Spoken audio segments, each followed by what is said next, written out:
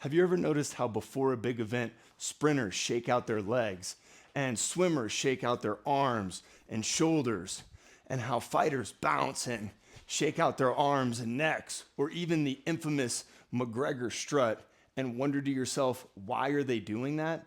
Today, I'm going to teach you why they're doing that and how you can use it to move more freely, easily, and without pain.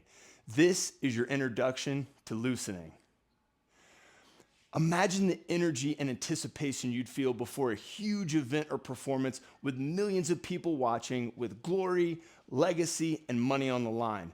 Imagine the excited state your body would go into, stress hormones pumping, heart rate and respiration increasing, threatening to exhaust you before you even begin, and the palpable tension of your nervous system firing, tightening your body, restricting mobility and diminishing balance and coordination, and quite literally tightening the elasticity right out of the tissue, decreasing power output and increasing injury risk. When you see athletes loosening, they're relaxing themselves to calm their stress response and bring their neurology into a balanced, responsive state so they can be fluid, elastic, graceful, and explosive movers. In order to understand how loosening can liberate your movement, you first must understand why your movement is restricted. Neurological signals from your brain to muscles aren't strong enough, and the joint structures, connective tissue, and muscle tissue aren't strong enough to go into and out of certain positions without injury. So your neurology shuts it down as a protective guardrail. Now, poor tissue quality from dehydration, inflammation, and poor metabolic health is also a factor that informs that neurological safety guardrail, but that's another video. The common thread is that you have to get stronger to improve mobility, which is why I've placed so much focus and emphasis on intense force production throughout this program. Mobility training is strength training. Look, I know the relaxation stuff feels good and it opens your body up, sometimes dramatically in only a few breaths, but those improvements are only temporary. It's a window of opportunity. Producing strength in those newly accessible ranges of motion is what makes it stick. But all that intense force production to build strength winds up the nervous system. So just like the athletes that want to have access to their best movement qualities, we need to unwind it. So stand up with me and I'll show you how. The best way to learn is to do. I'm going to introduce you to a few loosening movement tactics, but the underpinning of it all is using your mind and breathing to consciously relax tension. So when I say mind, I mean bringing your attention into your body.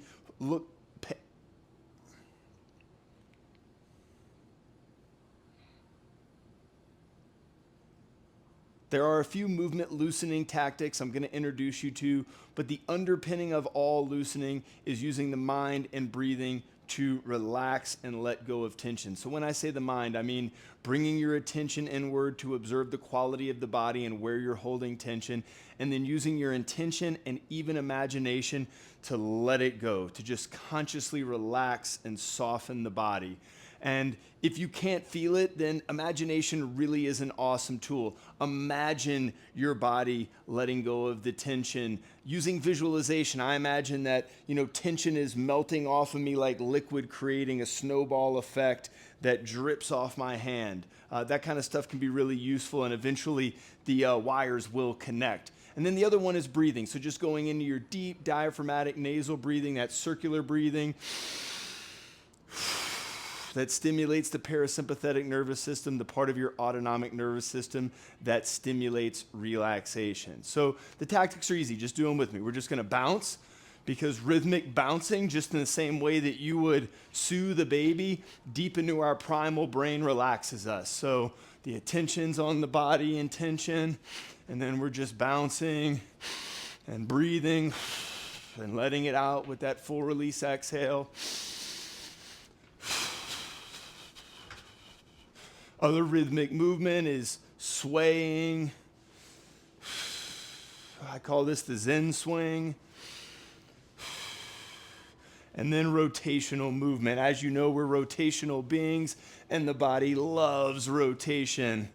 It's very relaxing, and it opens us up and makes us elastic in these movements that we really want to have access to. We can rotate the arms, other direction, and the other arm.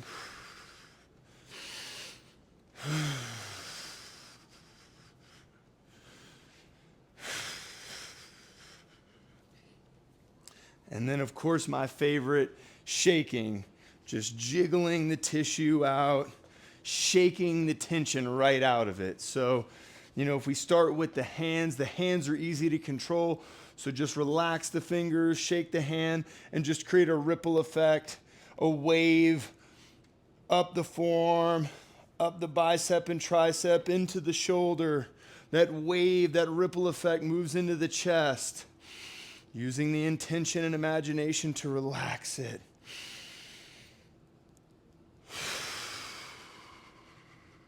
Into the shoulder and lat, other side.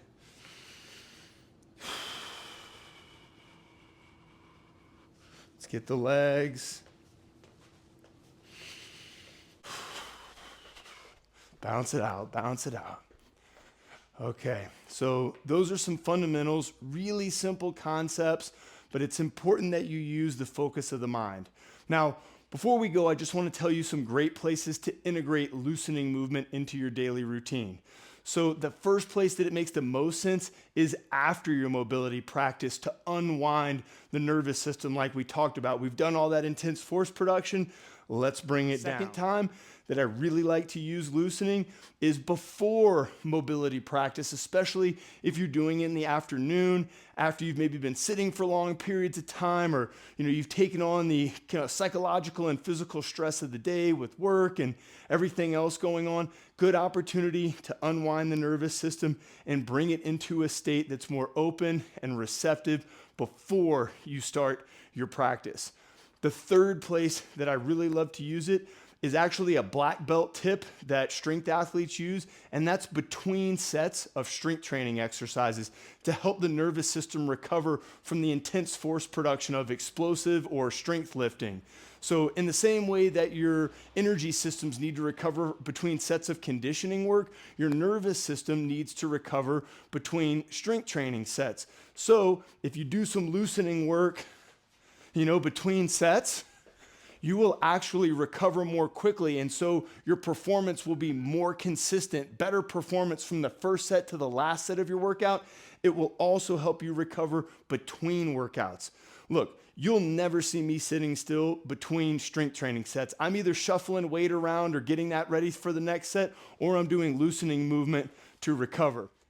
And the fourth place I like to integrate loosening into my daily routine is as part of a relaxing evening routine to just take all that physical, emotional, psychological stress and just shake it out and let it go to put my body into a state that's more conducive to deep, restful sleep.